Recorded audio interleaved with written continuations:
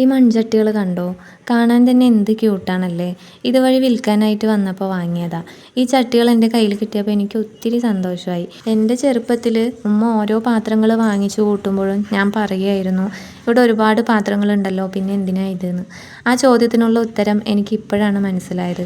ഇനി ഈ ചട്ടി ഒന്ന് മയക്കിയെടുക്കണം. വിറകടുപ്പിലല്ലാതെ ഗ്യാസ് അടുപ്പിൽ എങ്ങനെയാണ് മൺചട്ടികൾ മയക്കാന്ന് നോക്കാം. ഒരു ദിവസം മുഴുവനും വെള്ളത്തിൽ ചട്ടികൾ മുക്കി വെക്കണം, അല്ലെങ്കിൽ ചട്ടി ഫുള്ളാകുന്നത് വരെ വെള്ളം നിറച്ച് വെക്കുക ചെയ്യുക.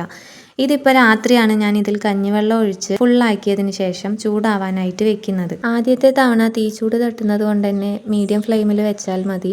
ഇതൊന്ന് തിളച്ച് വരണം. തിളച്ചാൽ മതി, വറ്റണമെന്നില്ല. ഇനി ഇത് ഇങ്ങനെ തന്നെ രാത്രി ഫുള്ളായിട്ട് വെക്കുക. കാലത്ത് ഇതിലെ വെള്ളം മാറ്റി കഴുകി ഉണക്കിയ ശേഷം കുറച്ച് ഓയിൽ സ്പ്രെഡ് ചെയ്ത് വെയിലത്ത് വെച്ച് കൊടുക്കുക. വെയിലിൻ്റെ ചൂട് മാത്രം തട്ടിയാൽ മതി. ഇത്രയും മതി. ചട്ടി മയക്കലിൻ്റെ പ്രോസസ്സൊക്കെ ഇതോടെ തീർന്നു. വേണമെന്നുണ്ടെങ്കിൽ മാത്രം ഒരു തവണ കൂടി ഈ ഒരു പ്രോസസ്സ് ആവർത്തിക്കുക. ഇതിങ്ങനെ വെയിലത്തിരിക്കുന്നത് കാണാൻ തന്നെ നല്ല ഭംഗിയുണ്ടല്ലേ. ഒരൊറ്റ ദിവസം കൊണ്ട് തന്നെ അധികം മെനക്കെടാതെ ഇതുപോലെ ചട്ടികൾ മയക്കിയെടുക്കാൻ പറ്റും. ഇതുപോലുള്ള മൺചട്ടികളിൽ കറി വയ്ക്കുന്നത് ഒരു പ്രത്യേക സ്വാദാണല്ലേ. ഇങ്ങനെയുള്ള ചെറിയ ചട്ടികളോടാണ് ആളുകൾക്ക് പ്രിയം കൂടുതലെന്ന് തോന്നിയിട്ടുണ്ട്.